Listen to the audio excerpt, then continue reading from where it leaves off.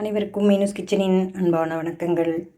இன்றைக்கி நம்ம கிச்சனில் என்ன பார்க்க போகிறோம் அப்படின்னு பார்த்திங்கன்னா, இன்றைக்கி நம்ம காலையில் வச்ச இட்லி கொஞ்சம் நல்லா சாஃப்டாக தான் இருக்குது. இப்போ நம்ம அது சில்லி இட்லியாக நம்ம பண்ணிவிட்டு நம்ம சாப்பிட்டுக்கலாம்.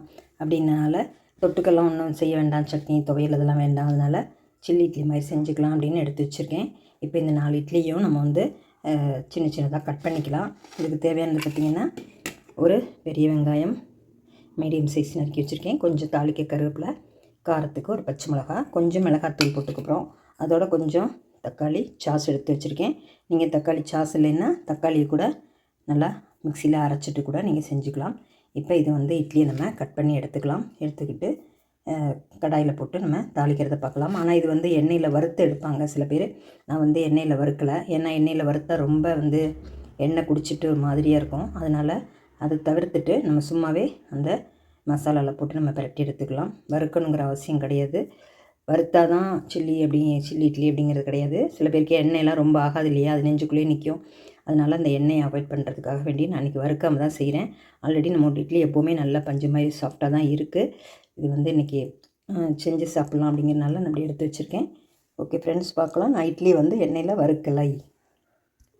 இப்போ நம்மளோட இட்லி பார்த்திங்கன்னா இந்த மாதிரி ஸ்கொயர் ஷேப்பில் எப்படி வேணுமோ நீங்கள் இந்த தோசை கரண்டி வச்சு இந்த மாதிரி நல்லா கட் பண்ணிக்கலாம்.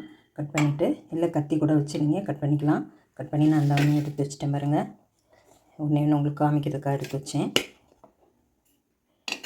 இப்போ நம்ம 4 இட்லியுமே இந்த மாதிரி கட் பண்ணி எடுத்து வச்சு இதை இப்போ நம்ம கடாயில் போட்டு தாளிச்சிக்கலாம். எண்ணெயில் வறுத்த இல்லாமல் தான் நான் செய்கிறேன்.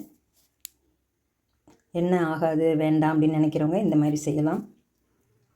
இப்போ பாருங்கள் ஃப்ரெண்ட்ஸ், நான் அடுப்பத்தை வச்சுட்டு கடாய் வச்சேன். அதில் ஒரு 2 ஸ்பூன் இந்த அளவில் எண்ணெய் சேர்த்துருக்கேன். இப்போ நம்ம சில்லி இட்லி செய்கிறதுக்கு கொஞ்சமாக ஒரு 10 சோம்பு 10 சீரகம் போட்டிருக்கேன். அது பொரிஞ்ச உடனே நம்ம வெங்காயமும் பச்சை மிளகாயும் சேர்த்துக்கலாம்.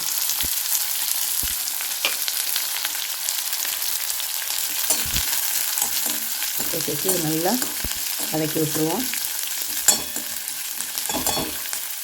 நீங்கள் தக்காளி சாஸ் இல்லைன்னா இந்த சமயத்தில் நீங்கள் தக்காளி அரைச்சி கூட சேர்த்துக்கலாம். இப்போ நம்ம ஆல்ரெடி இட்லியில் உப்பு இருக்கும். அதனால் இந்த வெங்காய மசாலாவுக்கு மட்டும் நம்ம கொஞ்சமாக உப்பு சேர்த்துக்குவோம்.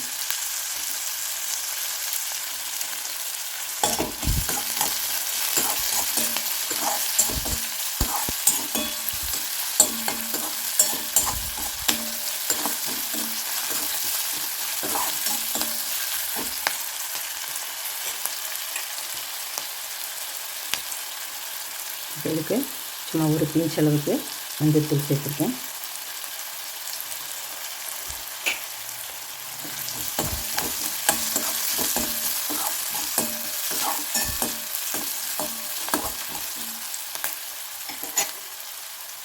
பார்த்திங்கன்னா கலருக்காக வேண்டி கொஞ்சம் காஷ்மீரி சில்லி சேர்த்துருக்கேன்.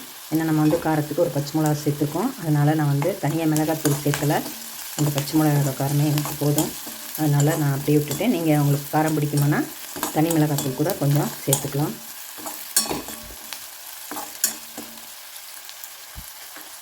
இதில் கொஞ்சமாக தண்ணி சேர்த்துக்குவோம். ஏன்னா அந்த வெங்காயம் கொஞ்சம் வேகணும். நல்லா கொஞ்சமாக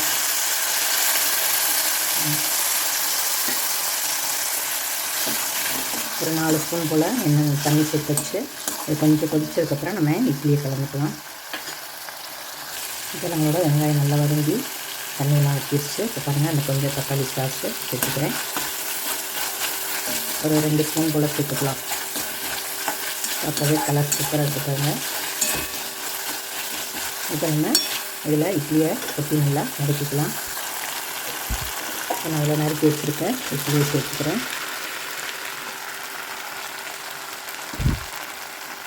சேர்த்துட்டு நல்லா கலந்து விட்டுருவேன். சூப்பரான நம்மளோட சில்லி இட்லி ரெடி ஆகிடுச்சு. எண்ணெயில் வறுத்து தான் செய்யணுங்கிறது ஒன்றும் அவசியம் இல்லை. எண்ணெய் இல்லாமலே இந்த மாதிரி செய்யலாம்.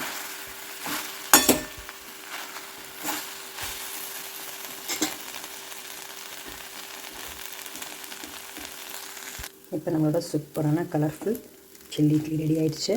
இதில் வேணால் நீங்கள் 1 ஸ்பூன் நெய் கூட சேர்த்துக்கலாம். கொஞ்சம் நல்லா வாசனையாக இருக்கும். அப்புறம் பார்த்திங்கன்னா இதுக்கு கொத்தமல்லி மேலே தூவிட்டு நம்ம பரிமாறிக்கலாம். இப்போ பாருங்கள் ஃப்ரெண்ட்ஸ், நம்மளோட சூப்பரான சில்லி இட்லி ரெடி ஆகிடுச்சு. நம்ம எண்ணெயில் வறுத்து தான் செய்யணுங்கிறது இல்லை, எண்ணெயில் வறுக்காமலே நம்ம செய்யலாம். சூப்பராக நல்ல டேஸ்ட்டாக நல்லா எம்மியாக இருக்குது, சாஃப்டாகவும் இருக்குது. ஓகே ஃப்ரெண்ட்ஸ், நீங்களும் இது மாதிரி செஞ்சு பாருங்கள். மிச்சம் இருந்த இட்லியில் இந்த மாதிரி செய்யலாம். இல்லை புதுசாக வச்ச இட்லி கூட இந்த மாதிரி ட்ரை பண்ணி பிள்ளைகளுக்கு கொடுத்தா ரொம்ப விரும்பி சாப்பிடுவாங்க. எப்போவுமே ஒரே மாதிரி செய்யாமல் இந்த மாதிரி கூட செஞ்சு சாப்பிட்லாம். இதுக்கு சைட் டிஷ் பார்த்திங்கன்னா சட்னி இல்லை வேறு எது வேணாலும் வச்சுக்கலாம். நான் வந்து எல்லாமே காரசாரமாக போட்டிருக்கிறதுனால, மிளகாத்தூள், சில்லி சாஸ், டொமேட்டோ சாஸ் எல்லாம் போட்டிருக்கிறதுனால எனக்கு ஒன்றும் தொட்டுக்க தேவையில்லை. அதனால் நான் அப்படியே தான் சாப்பிட போகிறேன். சூப்பராக ரொம்ப சாஃப்டாக இருக்குது. நல்லா உங்களோட இட்லி சாஃப்டாக இருந்தால் நீங்கள் வந்து வறுக்க வேண்டிய அவசியம் இல்லை. கொஞ்சம் இட்லி வந்து ஹார்டாக கல் போல் அப்படி இருக்குது அப்படின்னு நினச்சிங்கன்னா கண்டிப்பாக நீங்கள் வறுத்து ட்ரை பண்ணுங்கள். ஓகே ஃப்ரெண்ட்ஸ், அடுத்த ஒரு வீடியோவில் சந்திப்போம். அனைவருக்கும் நன்றி.